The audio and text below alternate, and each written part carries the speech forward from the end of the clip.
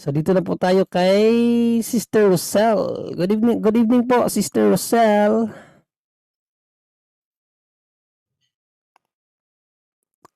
Sister Rosel, pa-unmute po.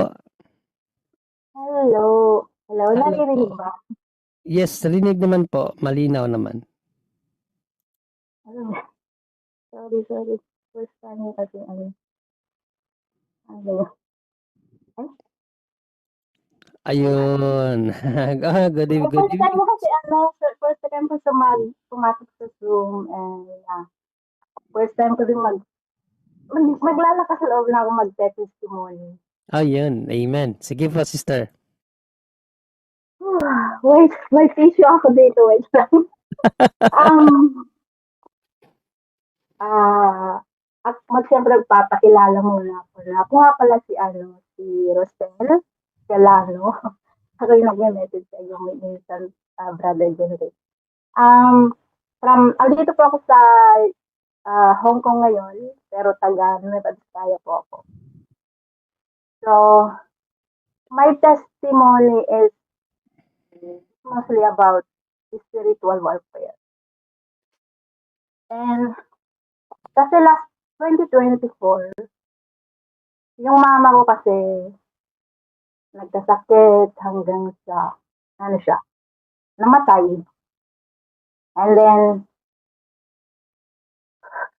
namatay ng, yung wala siyang, walang, hindi, hindi malaman kung ano kinamatay niya ng sakit. Yung ano ba, yung parang nagkasakit siya, tapos yung hindi, bigla na lang siya hindi makakain, hindi na masakit daw ang throat niya. Ang dami pinagdaanan ng mga test. Wala talaga as in, walang makitang mga doktor hanggang sa, siyempre hindi makakain, walang sustansya na pumapasok sa kanyang katawan. Ganon, humina yung kanyang immune system, ganon. And then hanggang sa ano na lang, yung sa simpleng ubo na lang na kung sa kung sa simpleng tao lang sana nakukuha yun sa isang puseran lang, ganun, magagamot na siya. Pero yung mama ko talaga, talagang bumagsak talaga yung ano niya, yung katawan niya. And then, yun nga, about doon, kasi nakakapagtaka, wala as in talaga, nag-stay kami sa ICU, ilang beses lang na, ano ba yung tawag doon, yung natubuan, yung sa throat, talagang hindi na siya makahinga, gano'n talagang, as in nakakaawa. And then, ako kasi that time, yung mama ko kasi, 30 years na siyang nagsisilbi sa simbahan. I think, more or less 30 years, gano'n. And sa akin naman, ako kasi, I'm 40 years up na ako ngayon. Yung parang, ang, ang, ang ano ko, yung parang safe siya. Kasi lagi ang dami nagsasabi na, oh, baka nakulang siya, ganyan. Baka kung ano yan, ganyan. Pero ang ano ko naman, parang siguro, ano siya, yung parang safe siya. Hanggang sa dumating yung point na, talagang hindi na namin talaga mapigilan, talagang kahit anong doktor na, kahit ano na, talagang kumapit na kami doon sa, doon sa albularyo. Kumapit na kami doon. Kasi nung ano kasi, ako kasi, lahat kami nominal Catholic kami. Yung parang kahit mama ko nagsisilbi sa simbahan, walang alam yun sa spiritual warfare. Walang alam yun sa spiritual warfare, hindi nga yan. Though hindi naman siya yung tipong, yung madaming mga superstitious, yung madaming, hindi nga siya naniniwala doon pero kami kasi, yung parang doon na kami kumapit kasi hindi naman, wala na kaming choice. Parang nawalan na kami ng choice. Ganun yung laganap. And then, hanggang doon nga, wala rin. Namat, na, namatay din. Pero, bago siya namatay, nung nagkakasakit pa lang siya, meron kasi yung ganap na, ano ba yun, yung 'di ba kapag may mga yung mga kasama niya sa simbahan ganyan, pumupunta sa bahay parang batch kasi ang dami-dami niyang ano, dami-dami niyang mga sinalihan mga Lay Minister, ano ba yun, CWL, kung ano-anong mga organization sa simbahan, lahat na yata nasalihan niya. And then sabi ko, 'di pag nung pumupunta sila sa ano, sa bahay yung mga ano, mga kaibigan niya, mga kagrupo niya, nagdadasal sila doon. And then isang tawag dito, isang minsan yung mga CWL nagpunta doon. Isa sa mga CWL nasa Liban, sa bahay namin, yung dinadasalan nila si mama na na ano, buhay pa nun si mama, nasa Liban yung isang CWL. And then, ayun, yung parang, ang sabi doon, parang yung sumali daw is yung lola ko, na namatay na din, yung mother ng mama ko. And then, ayun nga, yung may mga ganong ganap na yung sabi doon, sabi ng lola ko daw, binabantayan daw niya si mother ko kasi yung parang na, ano na, parang naaawa kasi nagkakasakit, gano'n-gano'n. Tapos ayaw daw niyang kumain, eh, hindi nga makakain si mama. And then nung, ayun, yung isang ganap lang yun, parang isang demonic, parang ngayon ko lang nasasabi to kasi alam ko na eh, isang taon na ako nanonood sa inyo. And then, nung nakaburol na siya,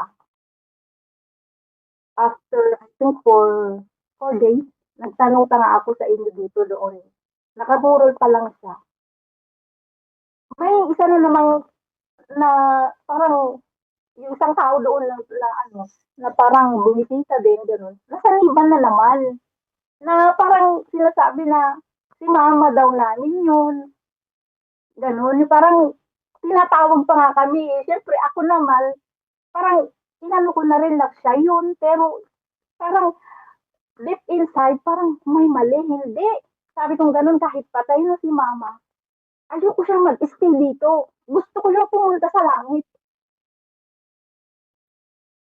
Yun yung ano ko doon. Sorry. tapos, tapos ano, nung, nung ayun na, nagburol namin, ano na namin, so, okay na, pero yung ano ba, yung mga ganap na yun, parang, yung parang ano sa akin, parang bumabagabag sa akin. And then one time, nung ano na, nung bumalik na ako dito sa SK,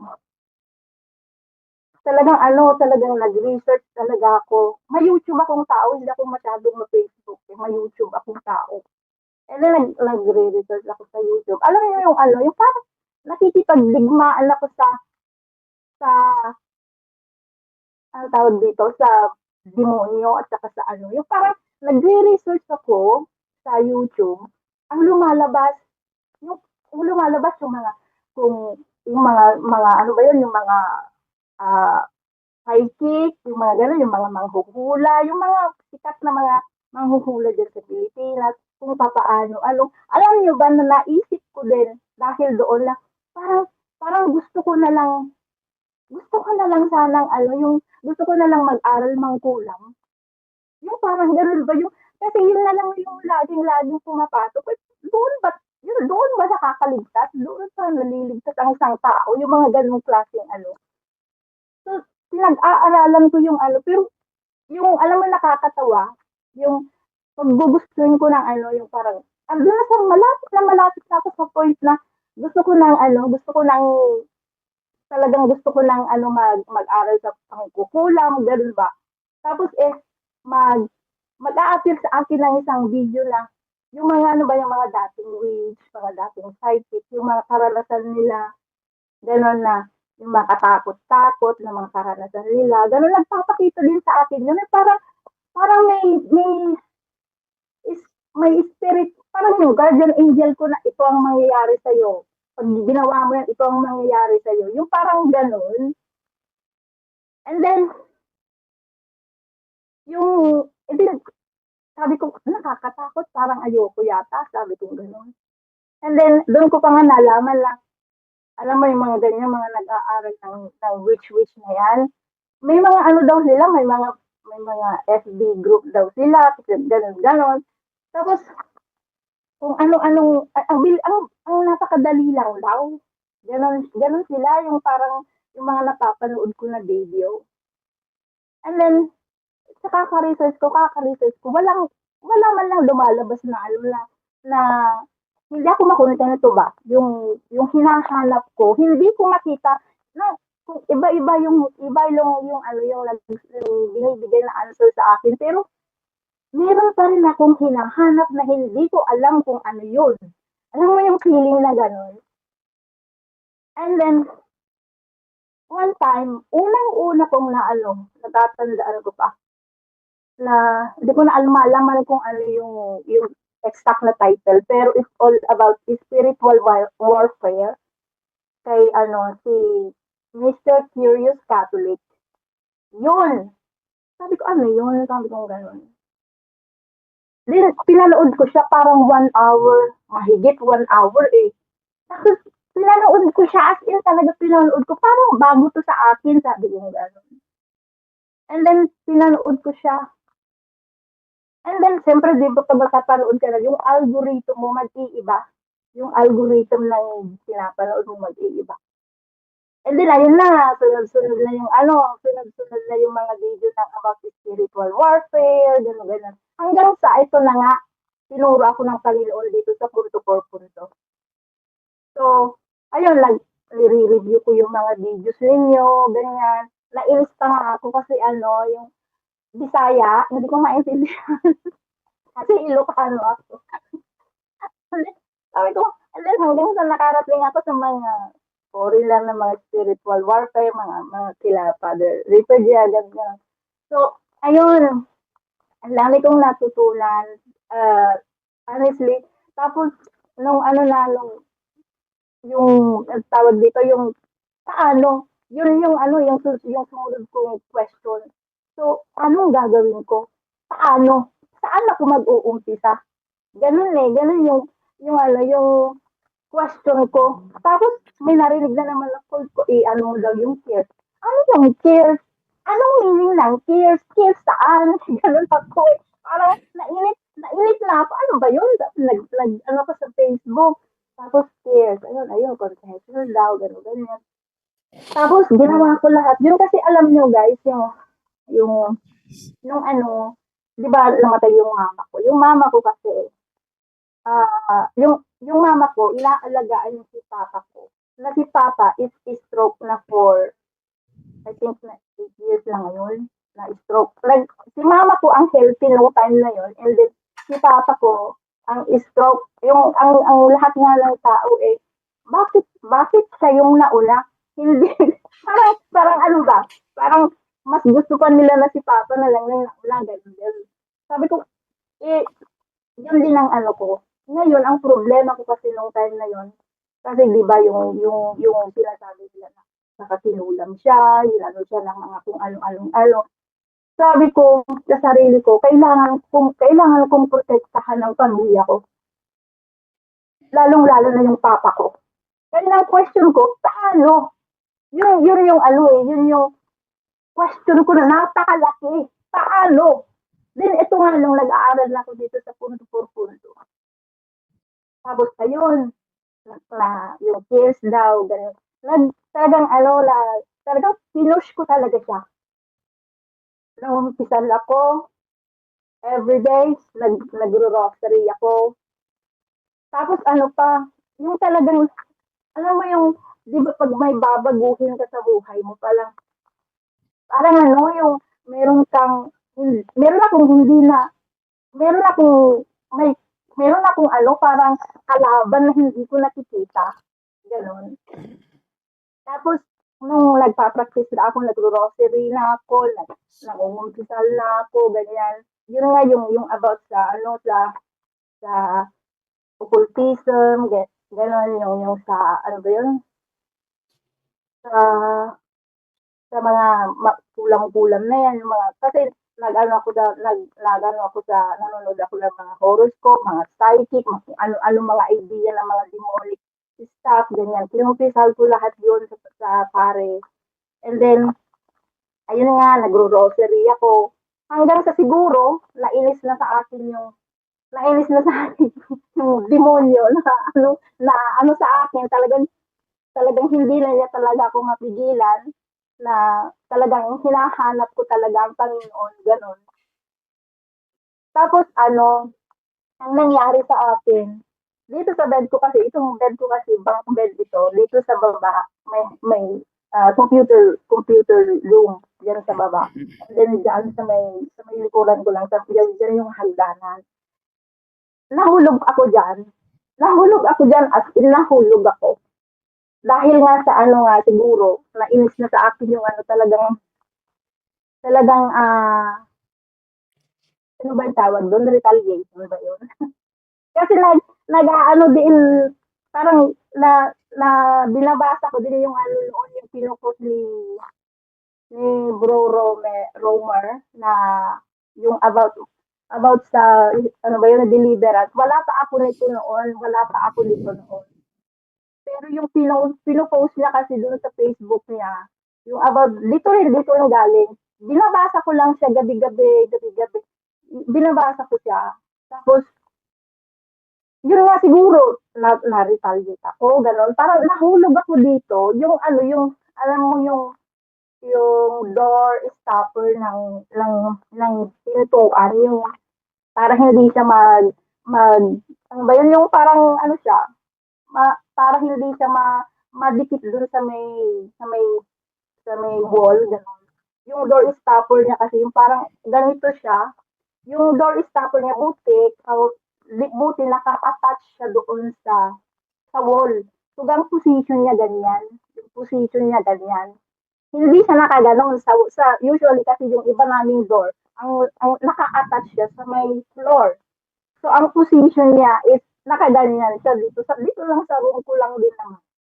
Tumama yung puwet ko doon, yung alam mo yung bone, 'di ba yung spinal cord mo, yung pinakahuli, tumama doon sa may door stopper na yon. And then, yung time na parang gusto ko lang magpa-ospital, parang gusto ko lang ano, sabi pa nga ng amo ko, pumunta na tayo sa ospital. Sabi niya, magpa-x-ray lang tayo, ganyan. Kasi alam ko sa sarili ko rin na parang ang hirap kasi pala kapag spinal cord mo yung naano, kasi lahat ng galaw mo, hindi ka makagalaw ng maayos, hindi ka makagalaw ng mabilis, ganyan. And then, ang ginawa ko, nagpa-bless ako dito din sa punto por punto. Nagpa-bless ako ng mga sacramentals. Kaya ano pa, nagpa-bless ako noon kay Father Bob. Nagpupunta pa rito noon si Father Bob. Kanya ako nakapag-bless ng mga sacramentals ko. And then, nung ano na, yung sacramentals na oil, yung olive oil, yun lang yung ginamit ko na nakagamot sa akin, sa may ano ko, talagang as in talaga, binigyan pa ako ng amo ko noon na isang ng gamot na sabi niya, cream daw na para hindi daw anti-inflammation ba yun tawag doon. And then, habang ginagamit ko naman kasi yung binigay niya, parang mas lalong sumasakit. Pero pag ginagamit ko yung olive oil na pinabless ko kay Father Bob, okay naman siya hanggang sa gumaling na. Pag pag maginaw, hindi ko nararamdaman talagang as in totally nawala. So, totoo yung ano, yung pag magpa-bless ka dito sa ano, sa online. Pag depende lang ka siguro kapag kung gaano kalakas yung faith mo, gano'n. So, ayun nga. So, for now, ang ginagawa ko ngayon is ayun, from yung buhay ko, 40 years akong nominal Catholic, from nominal to Catholic, now practicing Catholic.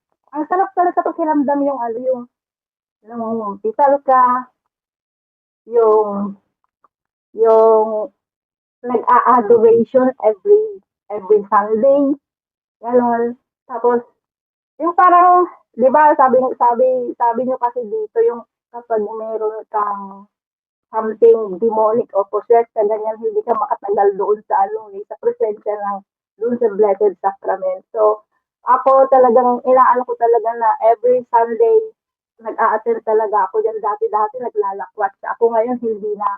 Ngayon, inaano ko din na yung pamilya ko, lagi kong pinag-pray for rosary. Yung papa ko na stroke, lagi ko siyang, lagi ko siyang, siyempre, lagi ko siyang pinapanalangin. Pero maliban doon, pinapaano ko siya sa pare, pinapaano yung thing of the sick.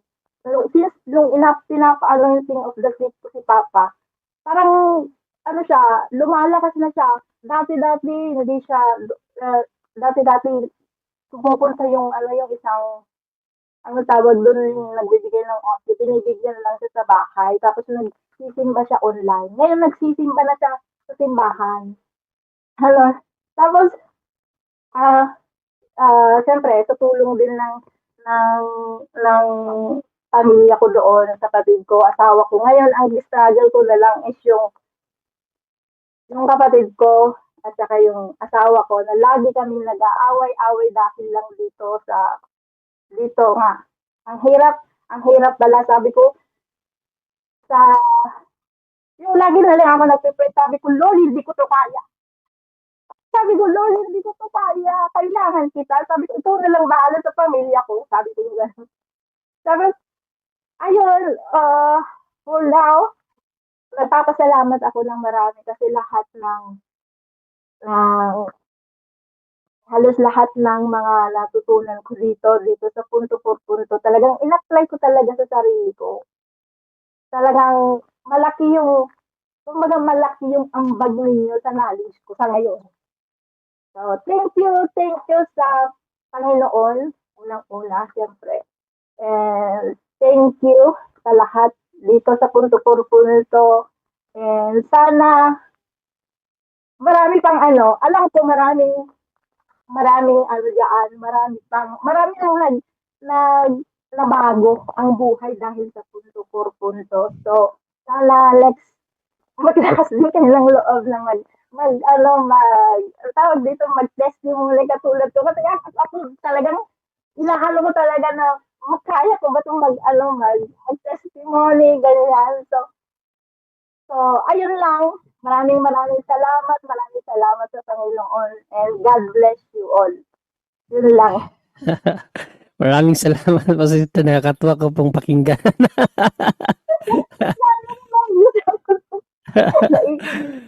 Yun no, so sana maraming ma-inspire sa ano mo sister Rosel sa iyong testimony no at sa iyong journey sa pakikinig mo sa amin dito. Marami kang natutunan no. So papulit pa sa salamat sa Diyos. Maraming salamat po sister Rosel. God bless po. God bless to all. Okay. Ayun. So, yung mga kapatid, no, nakakatuwa pakinggan, no, na ang tawag yan, yung gino-glorify nila ang Diyos dahil sa pakikinig nila dito sa punto por punto, no, na bago sila hindi dahil sa amin, kundi dahil sa pagmamahal nila sa Diyos. So, naging daan yung mga turo nila Brother Wendell, nila Father Darwin, Brother Angel, no, naging daan yon para ma-enlight sila, ma-strengthen sila. Tingnan niyo ngayon, paano sila magpuri sa Diyos. Di ba? Sobrang, kitang-kita natin sa kanila, no, sabi nga, ano yan, yung kung sa larawan pa, picture paints 1,000 words. No? Makikita natin sa kanilang galaw, yung galak, yung kaligayahan, dahil sa experience nila na talagang nabago sila dahil sa pagsunod nila sa kalooban ng Diyos sa pamamagitan ng mga kasamahan natin dito na talagang nagtuturo kung ano yung itinuturo ng simbahan.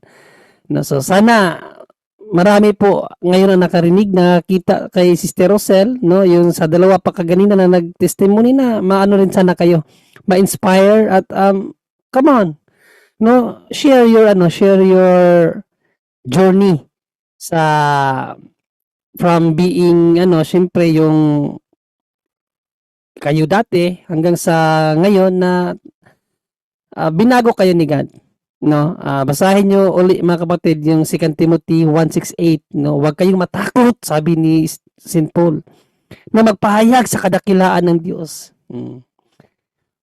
Kayong mapanghinaan ng loob. So sana na mga kapatid, marami tayong natutunan sa gabing ito sa mga nag-testimony. So, okay na siguro tayo, Brother Angel, no? Yes, bro, okay na siguro yan. Maganda yung mga testimony ngayon. First Ganda time nga, na nangyari sa tagal ng panahon. Buti maganda yung naisip natin na testimony night muna. Nakaka-inspire ba na ganun pala talaga ang salita ng Diyos magbago ng tao. No? Faith, mga kapatid, faith. Sabi nga, faith can move mountains. So, sa mga ganitong gawain, talagang napapatunayan natin ang salita ng Diyos ay buhay, mga kapatid. Alright, so, kay Bro Angel. Amen. Praise the Lord. Muli, maraming salamat po noong una sa Diyos, sa kanya lahat ang kalwalhatian, kapurihan magpakailanman. Thank you, Father God. Thank you, Jesus. Thank you, Holy Spirit. Thank you rin po kay Mama Mary. No? Napakasarap pakinggan. No? Ayun, yun yung matagal nating inahanap noon pa, no? Na mag-testimony mga tao. So, ayun, napakasarap pakinggan na at least kahit papaano po, no? Ginamit tayo ng Diyos, ginamit lahat kami rito, no? Bilang instrumento. So sabi nga ni Jesus, kapag ginawa mo to, nagawa niyo na lahat ito, ay sabihin niyo kayo aliping walang kabuluhan. Kami po ay walang aliping walang kabuluhan dahil kami sumusunod lamang, no? So yung mga dikta si Lord, kay Lord lahat galing yan. Kami instrumento lang, ginamit kami talagang. Alam niya siguro yung nakikita ko rito, alam ni Lord kung sino yung ilalagay niya ba, no, sa kanyang gawain. So yun po, no, walang ano ba, nakaka-touch na ano, kapag alam mo yung Bro Junry, di ba, yung bang sino ba tayo, di ba Bro Junry, parang Yes, bro. sino ba tayo? Di ba, ordinaryong tao, ordinaryong ano, but nakita mo yung impact ba sa tao, sa buong mundo pa, no? It's like, ano yung nakakaano yung wala naman tayong kwenta. Hindi naman tayo Bible scholar, hindi naman tayo bishop, hindi naman tayo santo papa, hindi tayo pare. But if these people, no, if you're listening to them, maano ka talaga, sabi ko, Lord, minsan naiiyak ka dahil sino ba ako? Di ba? Parang, alam mo, ordinaryong tao, makasalanan.